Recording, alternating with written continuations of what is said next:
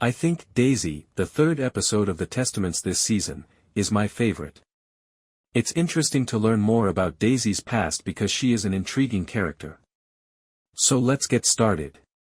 The Pearl Girls are out gathering honey from the beehives at the beginning of the episode. This season's voiceover is provided by Daisy, who begins by discussing how they studied Gilead in school while she was in Toronto. She discusses how, despite the fact that it seemed to happen instantaneously, there were indicators, such as the fact that candidates who freely discussed women and homosexuality before Gilead were nonetheless elected. Then, we see Daisy riding a skateboard in Toronto and traveling to the same store where she was at the conclusion of the first episode. The owner receives a gift of honey from two Pearl Girls after they leave her some leaflets. When a man walks into the store, we discover that he and the proprietor are Daisy's parents. For her connection with her partner Justin, her mother inquires as to whether she needs birth control. After declaring that they are not having sex, Daisy walks away. Next, we switch to Justin and Daisy smoking a joint in a park while discussing how they are actually having sex. Daisy stated she regrets lying to her mother and believes she will tell the truth, even if it's only so they may do it at her place. After that, he offers her an antique radio, the same one that she uses in Gilead. When she returns home from the park, she discovers that her parents have been killed and that their store has been broken into. Now, back in Gilead, the Pearl Girls serve the ants after loading the honey onto a vehicle. For the remainder of the day, Aunt Vidala is planning. 3 of the Pinks have become close friends, according to Aunt Gabbana, and Vidala thinks it can't be allowed to fester. After that, she calls Daisy to go look for Agnes and go on a field trip with her. The ants then question Vidala if Lydia plans to match Commander's daughters with each Pearl Girl. She claims that the entire scheme baffles her and that she anticipates the majority of them to be econo-wives, a class that marries someone who is not a commander and thus a lower position. To observe how a home is managed, the Plums are paying a visit to Commander Judd's wife, Penny Juddy. Agnes's curiosity in her guardian Garth is evident to Daisy. When Agnes notices Daisy staring at him, she calls her a slut and reprimands her. When they notice armed men outside the bus and automobiles pulling up around them, boxing them in, their talk is interrupted. At that time, individuals started shooting at the bus. Just as a bullet passes through Agnes' window, Daisy drags her to the ground. We witness bodies on the ground as the females are led off the bus. Daisy recognizing her parents' bodies during the attack in Toronto is then shown in a flashback. After giving her some tea, a social worker searches for her phone. June enters and sits next to Daisy while he is out, telling her that she must accompany her. She informs Daisy that she is in danger and discards the tea. June informs Daisy that her parents were purposefully killed rather than the store being robbed when they were hiding in a stairwell. June claims that Daisy's parents were friends with her. After that, the program returns to the present. Agnes expresses gratitude to Daisy for protecting her throughout the assault. We can tell that several people were hurt. Aunt Vidala's arm was fractured, and Hulda's face was injured. When Daisy wonders who did it, Shunammite responds that it was Mayday, and Becca adds that they despise Gilead and are godless. Then the girls whisper to each other that they saw a guardian's stomach while he was receiving medical attention for an injury. Since the girls are not provided any information about bodies, Daisy offers what she knows in response to their curiosity about the hair on his tummy. She laughs that she had sex with thousands of men and then claims to have seen shirtless males at the beach when they question how she found out. Daisy is making an effort to sober up back in Toronto.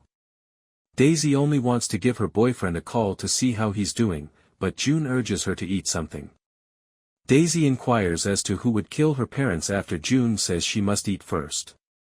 June claims that since they were collaborating with Mayday, it was Gilead.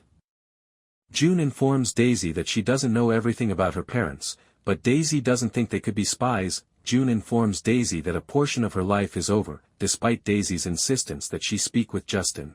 June tells Daisy that she needs to eat something as she tries to walk away. After a while, Daisy slips out and heads to Justin's residence. Justin stops her when she tries to start having sex, but she insists that she just needs to feel normal for a little while. He then advises her to call the police. He doesn't think her parents participated in Mayday. She proposes that they flee together.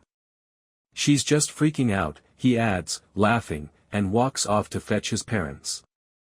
She declares that this phase of her life is over and departs before he comes back. She locates June, who requests Daisy's permission to assist. When Daisy wonders why, June responds that she understands what it's like to lose everything, and the two give each other a hug. The girls are returning to Penny Judd's house a week after the bus attack. At her house, the girls are giddy with anticipation. Penny then reveals that she has been feeling under the weather lately and that she might be pregnant.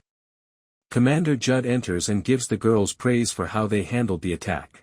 He claims that Mayday is merely envious of Gilead since they have young women who are productive, clean water, and fresh air.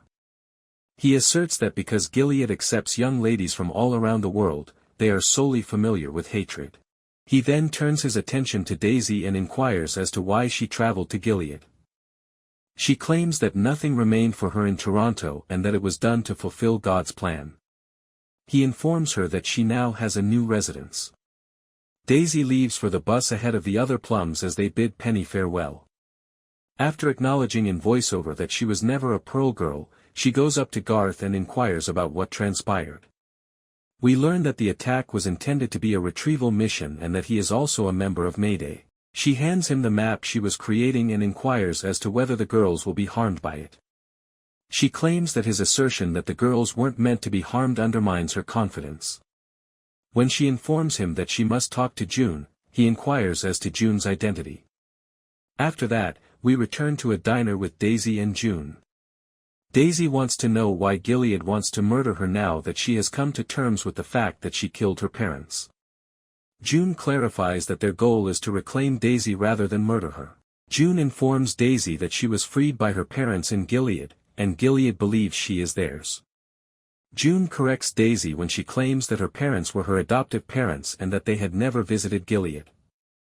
June shares a sweet tale about how Neil and Melanie looked after her when she was a baby.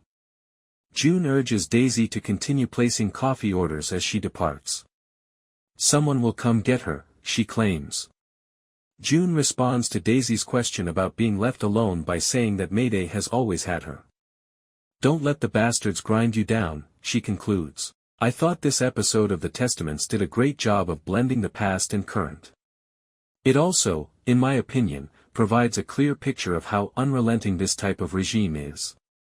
There's no time to reflect or think about anything other than what will happen next. It also serves as an excellent example of how authoritarian governments choose who constitutes a terrorist and act accordingly, regardless of the implications for anyone who may be connected to that group. Trump has demonstrated this by labeling everybody who disagrees with him as dangerous. It serves as a crucial reminder that you should investigate the reasons behind someone's claims that someone else is hazardous. It was also wonderful to see Elizabeth Moss reprise her role as June. That concludes this week's activities. Have you ever had to challenge someone's claim that another person is wicked? How do you feel about the beginning of this season of The Testaments?